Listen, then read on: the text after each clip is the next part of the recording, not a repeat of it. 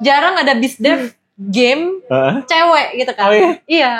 Di luar pun sama berarti kayak gitu. Di luar pun juga sama gitu. Jadi kalau developer atau publisher game AAA kayak Rockstar, 2K atau apa Capcom, EA gitu, itu isinya juga banyaknya masih didominasi. Udah ada memang ada cewek-ceweknya tapi masih didominasi sama yang laki-laki. Jadi masih banyak orang-orang yang beranggapan ya kalau misalnya cuma kayak baca-baca novel, baca-baca interaktif novel itu kayaknya bukan game deh gitu. Terus apa kalau bukan game? Nah, padahal itu kan sebenarnya game juga. Kalau aku pergi ke event-event game di luar, kadang kan kita suka ada after party-nya gitu-gitu ya. Okay.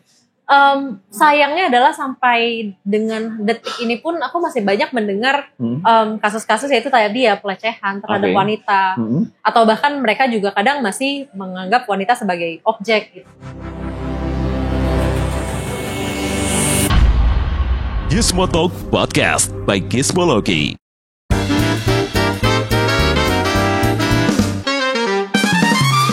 Oke, halo Gizmo Friends, kembali lagi di Gizmo Talk bersama saya Pradipta Nugrahanto, atau kalian bisa panggil saya dengan Dipta. Dan di kesempatan kali ini saya masih bersama dengan Sarah Johana atau Sajo, salah satu pelaku industri game Indonesia. Dan tentunya seorang perempuan ya. Iya lah. Di KTP sih terakhir cek masih perempuan. Oh gitu ya. Justru ini yang menarik Gizmo Friends. Karena Sajo mungkin tanpa maksud ngebeda-bedakan gender ya. Tapi nyatanya emang begitu. Industri game kan salah satu industri yang katanya rimbanya kaum adam gitu ya. Isinya ya laki-laki semua gitu, masih mendominasi. Mungkin Sajo bisa cerita lah ya. Ketika pertama kali bekerja dengan banyak laki-laki gitu di industri game gitu ya. Apa sih yang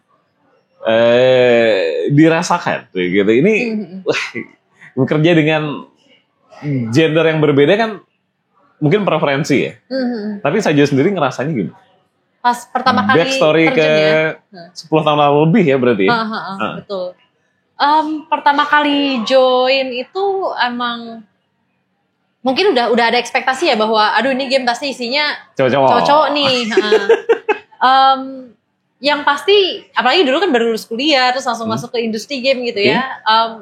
Kita aja sebagai kaum Hawa yang dimana pasti merasa lebih lemah gitu ya daripada kaum Adam. Oh, itu udah masih rasa itu. Itu pun ya itu udah ada, terus itu waktu itu masih muda juga, jadi wah itu lebih merasa agak kecil lah gitu sebenarnya. Oke. Terus tapi untungnya adalah waktu studio pertama yang aku join, dulu aku pertama kali kerja di Touchstone Games ya.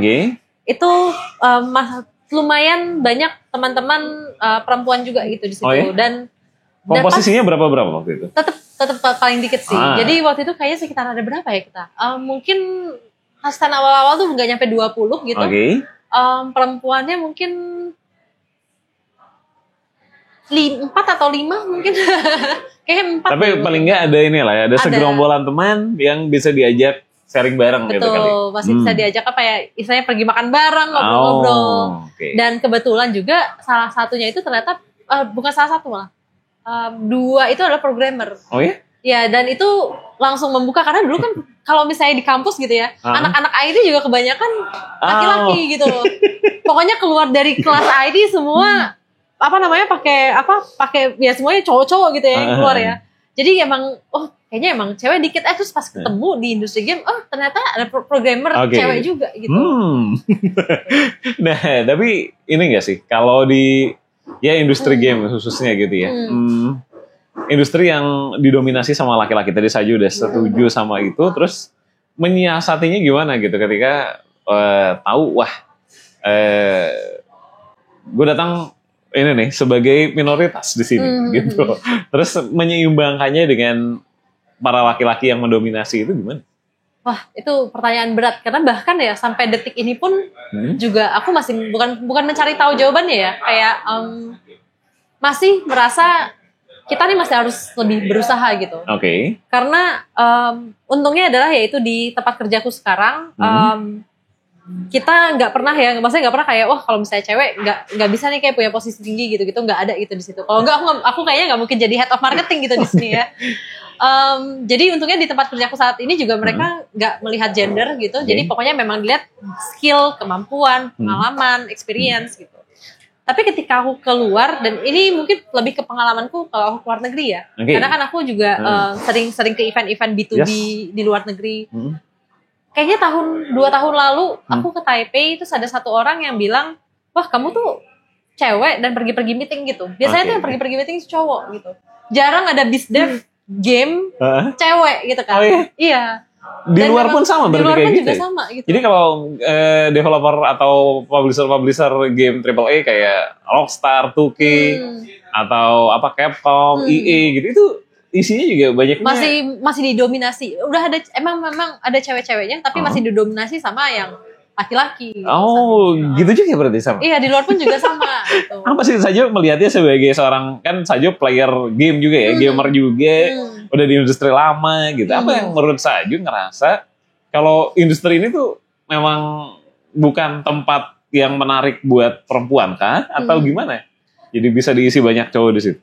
Mungkin menurutku bukan tidak menarik ya. Jadi mungkin gini, karena mungkin ini dari perspektifku pribadi ya.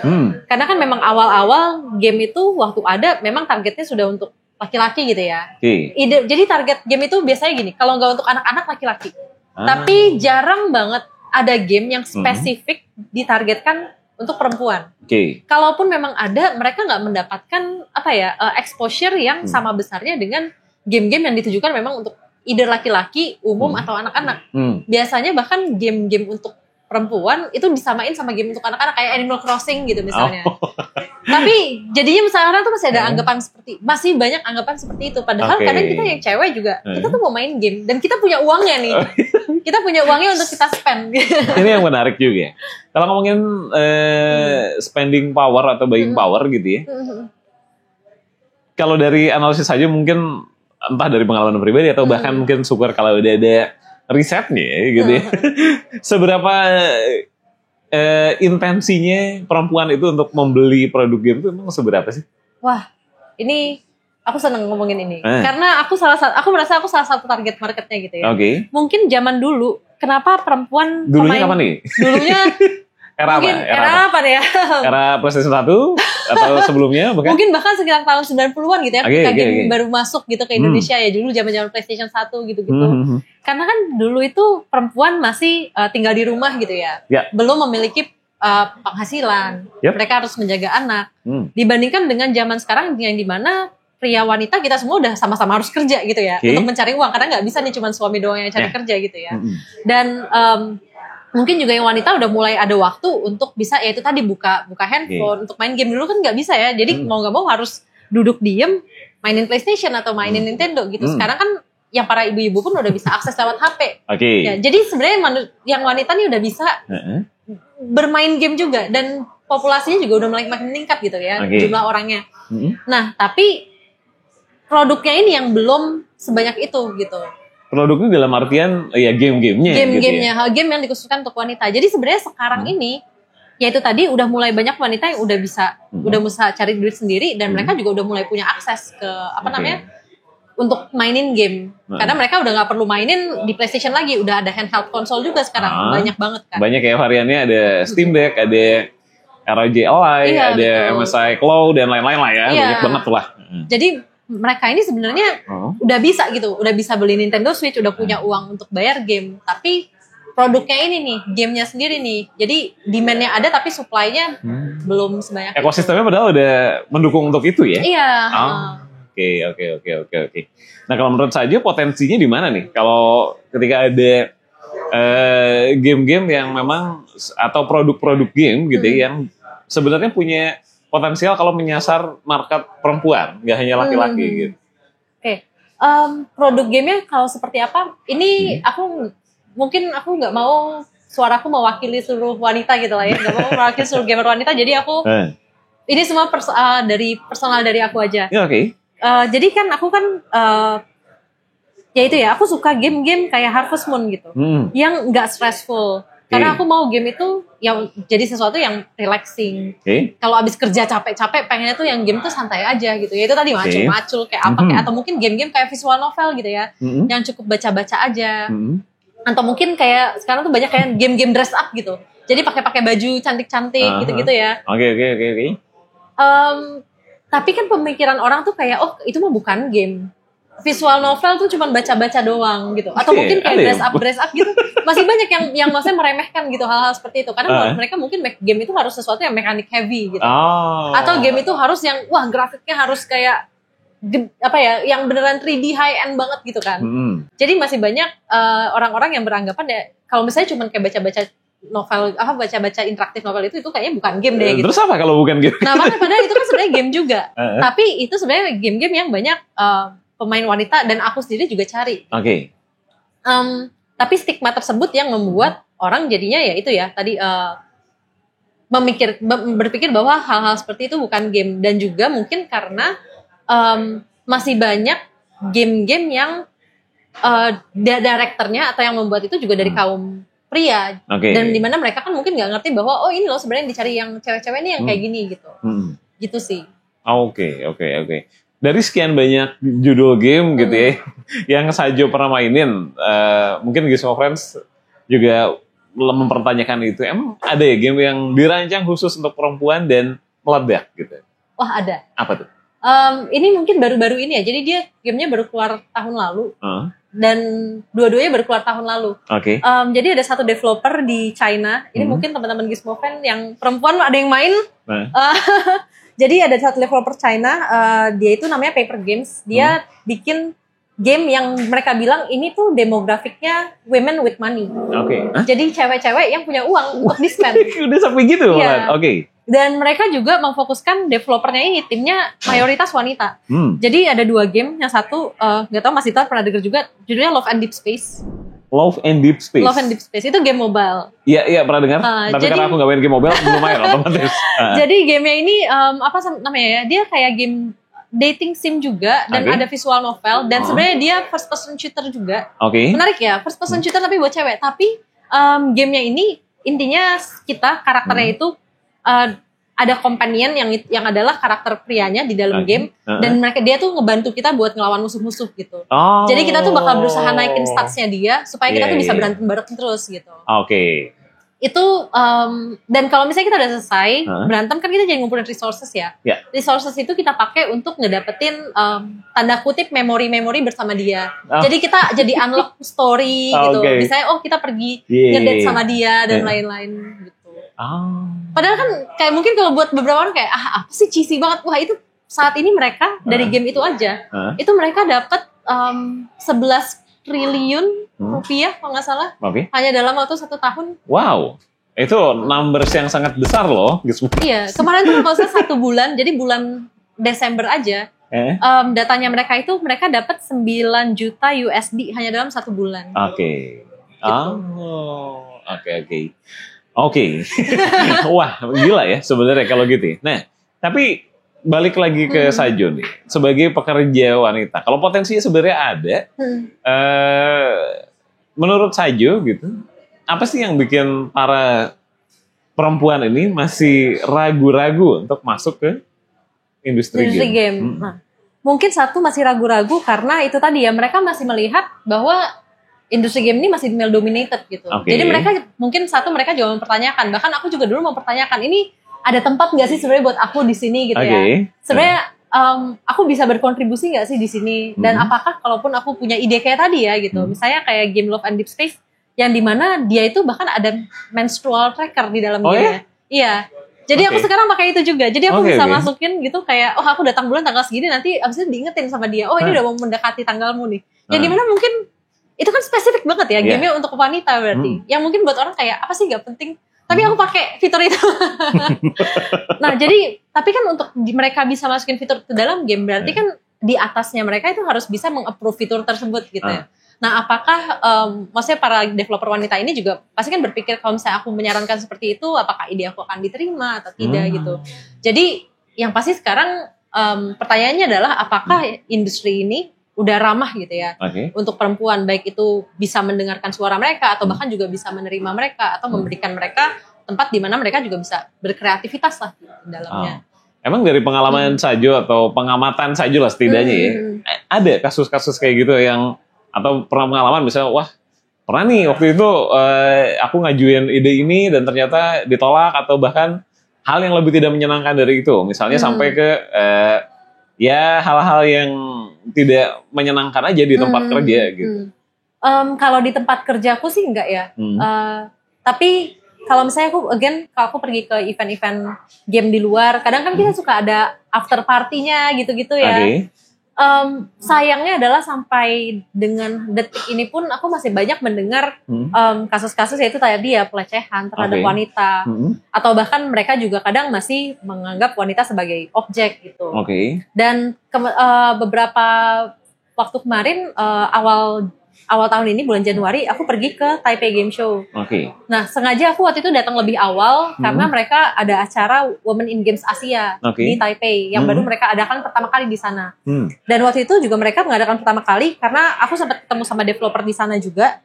Dan mereka bilang bahkan mereka tuh di Taiwan wanita itu juga kadang masih dipandang sebelah mata. Jadi kalau misalnya mereka berusaha ngasih tahu pendapat, ini kayaknya bagusnya gini deh, tapi masih dianggap kayak kamu tahu apa sih gitu. Ada gitu ya? Iya, mereka tuh masih budaya patriarkinya tuh sebenarnya masih tinggi banget gitu. Terus juga mereka bahkan juga belum ada komunitasnya yang membuat mereka jadi kayak ini sebenarnya aku tuh punya teman nggak sih di industri ini gitu. Dan juga masih banyak yang merasa kayak kalau cewek ya harusnya memang tugasmu kan visualnya aja gitu. Jadi banyak mas ternyata tuh nggak cuman ya aku harap di Indonesia udah lebih baik ya, dan aku rasa juga udah lebih baik gitu kita sebenarnya. Tapi di luar sana pun juga masih banyak gitu yang stigma yang nggak enak lah gitu untuk wanita di industri game. Nah tapi kalau ngomongin event gitu tadi kan Sajo sempat bilang ya ada kejadian-kejadian tidak mengenakan gitu kan. Tapi dari dulu lagi-lagi gitu ya kondisi yang dibentuk industri adalah misalnya kayak misalnya di TGS, E3 atau event-event game yang skala dunia gitu kan. Salah satu yang jadi magnetnya adalah ya menghadirkan mereka-mereka yang mengenalkan gamenya adalah para perempuan sebenarnya gitu kan. Tapi menurut Sajo itu gimana? Ketika yang kayak gitu itu apakah itu malah semakin mempertajam ini dengan menghadirkan para perempuan dengan tampilan-tampilan yang menarik buat para laki-laki pastinya gitu ya. Itu makin mempersempit ruang perempuan di industri game global atau sebenarnya itu masih bisa di twist lagi loh. Sebenarnya kalau misalnya ini aku juga nggak mau munafik ya. Aku juga pastinya senang dong kalau misalnya ada game yang mungkin karakternya juga visually appealing gitu buat aku gitu karakter cowoknya. Pasti kan aku juga akan lebih seneng gitu ya datang ke busana. Tapi yang aku lihat itu beberapa perusahaan yang memang benar gitu ya. Mereka tuh berusaha untuk menjaga karyawannya juga gitu. Misalnya nih ada beberapa yang ada satu game yang dimana mereka bahkan merahasiakan si pengisi suara gamenya.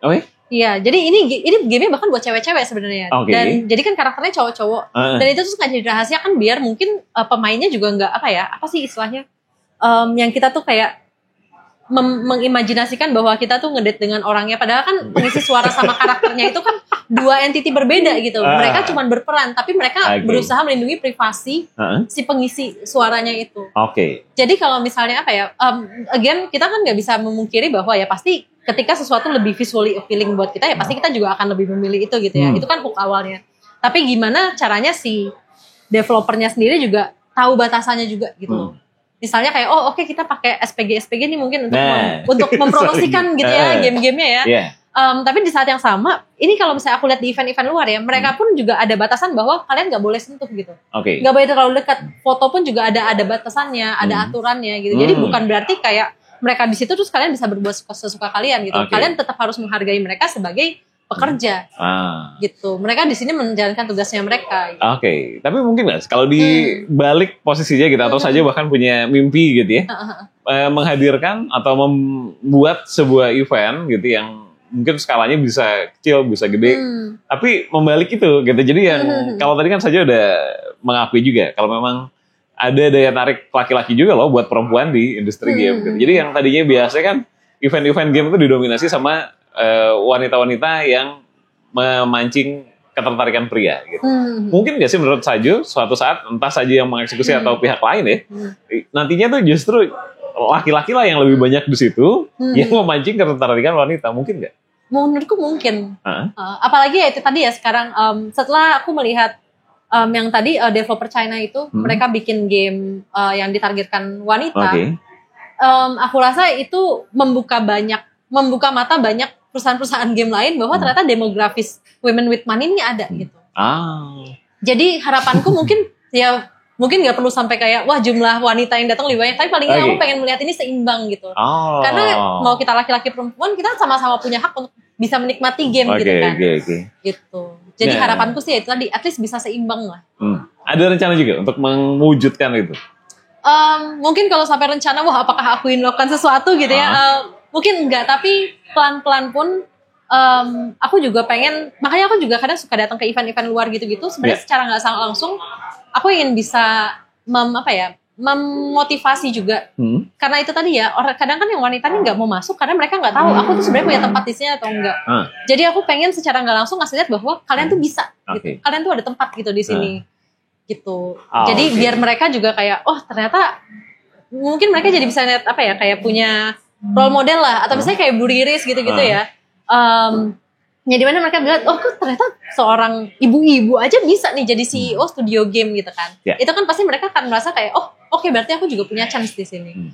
Gitu. Kalau dulu kan belum sebanyak itu ya pelaku-pelaku industri wanita yang menunjukkan dirinya mereka gitu. Sekarang slowly nih mereka menunjukkan diri mereka, jadi memotivasi teman-teman wanita lain juga untuk masuk ke sini gitu.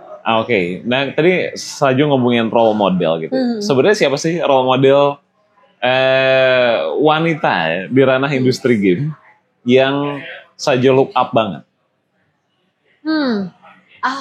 Ada nggak? Sendiri kalau dibilang spesifik satu orang itu kayaknya nggak ada sih, karena aku biasanya selalu lebih ngelihat gini, oh ternyata dia punya prestasi begini, aku pengen deh kayak dia gitu. Nanti ada ngeliat lagi yang lain, wah ternyata mereka prestasinya seperti ini. Tapi beberapa nama-nama yang inspiring buat Saju siapa? Yang inspiring ya? Ini mungkin yang aku inget-inget aja ya. Jadi sebenarnya mungkin banyak lagi yang lain, tapi aku nggak inget. Misalnya karena aku dulu sempat kerja jadi guru, jadi aku sebenarnya lumayan terinspire sama Mbak Restia. Dia dari Agate Academy. Jadi dia punya kemampuan developer sebagai developer, tapi dia juga pengen berusaha mentoring dan ngajarin, bikin lesson plan untuk Agate Academy gitu. Dan itu juga yang saat ini tuh sebenarnya aku sambil jalankan juga. Cuman mungkin aku nggak bisa sampai kayak bikin akademi, Toge Academy gitu ya. Tapi at least aku berusaha kayak, oh kalau misalnya ada mentoring gitu, aku tuh pengen bisa terlibat di situ, terus kayak sharing ilmu. Tuh, sama beberapa nama kayak orang-orang dari luar, misalnya kayak ada Victoria Tran, dia tuh aslinya orang Vietnam tapi sekarang di Kanada atau di US gitu, dan dia juga salah satu pelaku game marketing dan community yang cukup gede lah di industri. Dia sekarang kerja di Among Us. Wow. Nah, terus ini sih pandangan Saju terhadap kalau misalnya ada kalau di beberapa industri yang ini ya, yang rimbanya kaum adem gitu, kayak industri musik, otomotif atau ya game gitu ya, musik atau film misalnya, musik tadi udah. Ketika ada perempuan di situ, biasanya yang dipilih oleh industri ya, ini bukan dipilih ya orang dalam industri otomatis yang memilih ya. Itu mereka adalah yang sorry itu saya lagi-lagi nih kalau Wismovers ada yang merasa gimana gitu. Itu yang punya privilege atau kelebihan di penampilan fisik gitu. Menurut Saju gimana tuh industri yang akhirnya memutuskan tanda kutip ya untuk seperti itu? Mungkin aku nggak bisa mengatakan ini dari ini ya, kalau misalnya dari industri lain gitu, karena mungkin film memang kan orang pertama pasti dari visual ya, padahal sebenarnya banyak mungkin talent lain yang actingnya jauh lebih jago gitu ya, yang dimana itu kadang suka orang baru bisa melihat ketika orang ini udah membuktikan gitu ya. Karena kan orang kan mau nggak mau kadang kita menjudge sesuatu dari covernya gitu. Bahkan to be fair kadang di industri game pun juga sama. Tapi yang aku merasa bersyukur adalah kayaknya di Indonesia kita nggak separah itu gitu. Atau bahkan nggak seperti itu malah. Karena aku banyak melihat teman-teman wanita di Indonesia ini seperti apapun backgroundnya, apapun posisinya, kita semua masih mendapatkan kesempatan yang sama gitu untuk menunjukkan diri kita gitu. Masih banyak teman-teman yang melihat nih memang pure dari skill dan kemampuan, terus dari dari produk-produk yang dihasilkan juga gitu. Dan aku harap di industri-industri lain pun juga bisa sama gitu, kayak di industri game. Apalagi sekarang di industri game juga kita udah punya komunitas sendiri juga buat perempuan gitu kan, yang dimana kita juga saling support. Dan dari situ juga teman-teman lain juga bisa lihat, oh ternyata mereka tuh punya achievement ini loh, sebanyak ini gitu. Nah, kalau gitu nih, tadi sebenarnya kelewatan Sajo ketika ngomongin game yang dibuat untuk perempuan dan meledak gitu ya. Ada ya, karena aku cukup lama juga di media dan beberapa media diantaranya membahas game gitu ya. Sempat ada pandangan-pandangan lah ya. Bahkan sebelum masuk ke industri media, ngapain main game itu kan game yang buat cewek banget, misalnya The Sims gitu, atau apa lagi ya, Cooking Mama misalnya.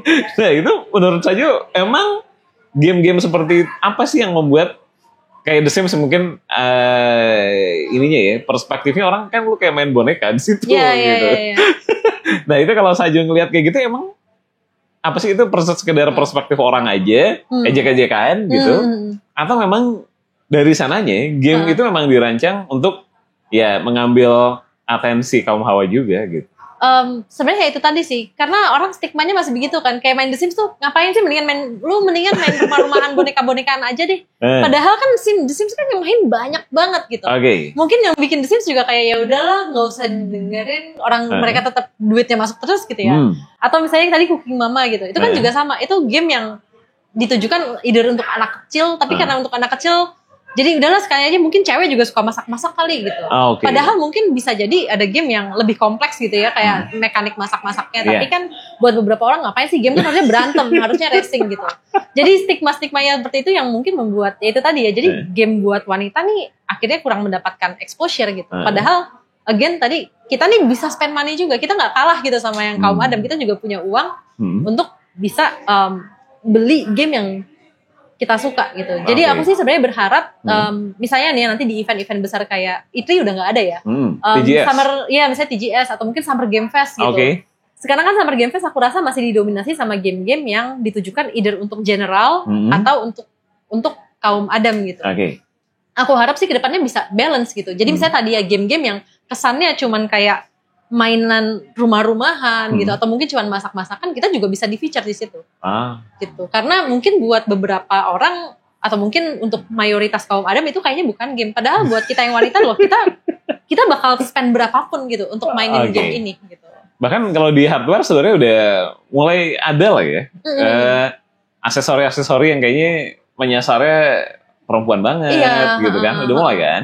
Dari warna-warnanya Nintendo atau ya mouse gaming, keyboard gaming yang PC gaming yang estetik gitu ya. PC gaming yang estetik dan kayaknya ini ya bisa dipakai cowok tapi pas banget buat dipakai cewek gitu, dari warnanya, dari desain-desainnya gitu kan. Berarti sebenarnya mereka udah mulai naruh perhatian dan mulai ada pasarnya dong. Iya, betul. Ini ya, aku kan punya Nintendo Switch ya. Nintendo Switch kan yang OLED, jadi yang warna putih tuh Joy-Con-nya. Terus mereka dulu keluarin ada 2 warna, jadi yang ungu hijau sama kuning pink. Aku suka pink. Aku beli tuh walaupun sebelahnya kuning gitu ya. Terus abis itu nggak berapa lama mereka keluarin yang dua-duanya pink. Karena waktu itu mereka keluarin apa sih, Princess Peach kalau nggak salah. Princess Peach Showtime. Aku beli lagi. Jadi sekarang Joy-Con-ku tuh ada 3 pasang di rumah. Tapi maksudnya kayak ya itu tadi, karena kadang kan kita mungkin buat orang-orang kayak lu ngapain sih, itu kan Joy-Con sama fungsinya. Tapi kan cewek kita makhluk yang sangat menyukai keindahan gitu ya. Menyukai estetik yang lucu-lucu. Jadi aku nggak peduli, kayak kan uangku. Ya aku beli aja gitu. Dan sekarang aku bahagia kok, soalnya dua-duanya warna pink. Jadi yang satunya lagi kalau misalnya aku main sama adekku gitu ya di rumah, ya udah kita jadi punya banyak nih buat main Mario Kart, masing-masing dapet kan. Gitu. Tapi mungkin ya itu tadi, berarti kan maksudnya mereka kayak kata Mas Dipta ya, mereka tuh sebenarnya udah tahu, oh ini memang ada nih market yang mau spend uang buat hal yang sepele gitu kan. Kita masuk ke pertanyaan-pertanyaan akhir sebenarnya saja. Nih kalau bisa muter waktu lagi gitu ya. Sekarang saja udah sampai di posisi head lah ya. At least managerial level dong berarti kan. Nah, kalau boleh balik lagi ke 10 tahun lalu, atau bahkan ini pilihannya 2. Saja memilih balik ke 10 tahun lalu atau berangkat ke 10 tahun yang akan datang. Pengen tahu dulu pertanyaannya apa nih nanti. Kalau itu, pilih yang mana? Pilih yang mana, balik ke 10 tahun lalu atau berangkat ke 10 tahun yang akan datang? Gak tahu ya, aku sih kayaknya nggak akan memilih dua-duanya karena aku enjoying the present time gitu. Aku yakin apapun yang ngebawa aku ke situasi sekarang pasti itu terjadi karena apa yang udah terjadi 10 tahun belakangan gitu. Dan apa yang akan terjadi 10 tahun ke depan itu pasti karena kontribusi apapun yang aku berikan saat ini gitu. Jadi aku pengen focusing on the present, lihat maksudnya apa yang udah aku jalani dan apa yang bisa aku berikan di waktuku yang sekarang untuk bisa membuat aku yang 10 tahun lagi akan entah bahagia atau akan puas gitu dengan kerjaku. Nah, tapi kalau menurut Sajo, kalau tadi kan kita udah bahas ya peran perempuan di industri game gitu ya, perlu ada nggak sih sebuah entitas atau banyak entitas bahkan gitu ya, yang memang isinya misalnya nih ya, ini game developer yang isinya perempuan semua, publisher game yang isinya perempuan semua, produk gamenya juga untuk para perempuan itu, yang seperti itu perlu adakah atau memang tetap perlu heterogen? Mungkin ini pendapatku personal ya. Aku sebenarnya personal lebih merasa lebih baik ya heterogen aja, nyampur aja sih. Karena in the end kita juga tetap butuhkan pasti masukan dari orang dengan background berbeda gitu ya. Apalagi kan mungkin gini kayak kaum Adam itu kan biasanya terlalu logis di mana mereka kadang suka melupakan sisi emosional. Tapi kadang kaum Hawa terlalu emosional di mana mereka suka melupakan sisi logis gitu ya. Jadi menurutku tetap balance itu dibutuhkan. Tapi mungkin kembali lagi ke tadi, apakah kita mau fokusin gamenya nih untuk yang kaum Hawa kah atau kaum Adam kah, atau memang kita maunya fokusin ke pasar yang umum gitu ya untuk semua kalangan gitu. Kalau misalnya kayak tadi berkaca ke dari game yang aku mainkan, karena mereka tahu bahwa mereka mau fokusin ini untuk wanita, berarti mayoritas harus kita taruh pekerjanya wanita nih gitu, supaya mereka yang lebih mengerti marketnya nih maunya apa, player behaviornya seperti apa. Gitu sih. Wah. Ini sobat Notlist, kalau harus merangkum satu kata atau mungkin kalau satu kata terlalu pendek boleh deh satu kalimat untuk mereka yang ingin perempuan ya, ingin masuk ke industri game atau sudah masuk ke industri game tapi sedang berada di persimpangan jalan, lanjut atau enggak nih, putar arah atau gimana? Apa ya, kalau satu kata bingung juga, satu kalimat juga bingung. Tapi statement aja berarti kalau gitu. Intinya nggak usah takut, lanjut aja. Masuk aja ke industri game, karena justru kita membutuhkan kalian. Semakin banyak perempuan yang masuk di industri game, semakin besar chance-nya kita buat bisa membuka market untuk kayak itu ya, lebih banyak wanita lagi supaya lebih banyak produknya, pemainnya juga pasti otomatis akan lebih banyak, dan juga kita jadi bisa menciptakan safe space buat developer wanita di industri game. Jadi ayo, gak usah takut, gak usah ragu. Thank you ya Sajo. Wah, insight-insightnya mudah-mudahan jadi jawaban ya buat para Gizmo Friends, khususnya kaum Hawa yang pengen masuk ke industri teknologi, khususnya industri game. Gitu. Tadi Sajo udah ngasih banyak insight perjalanan, pengalaman, dan ya cerita-cerita yang mudah-mudahan menginspirasi kalian. Tapi kalau kalian mau ngobrol lebih lanjut sama Sajo, silakan colek-colek di mana nih? Bisa colek aku di sosmed, aku aktifnya di Instagram sama Twitter, bisa cari Sarah Hana, hanya 2. Dan kalau kalian suka dengan konten-konten seperti ini, jangan lupa untuk nyalakan notifikasi di channel YouTube Gizmologi. Gizmo Talk tayang setiap hari Senin, dan jangan lupa juga untuk bagikan konten ini kalau dirasa menarik, tinggalkan komentar yang kalian rasa relevan juga. Dan jangan lupa juga untuk follow Instagram Gizmologi di @gizmologi dan gizmotalk.id. See you the next episode and bye-bye guys. Bye-bye.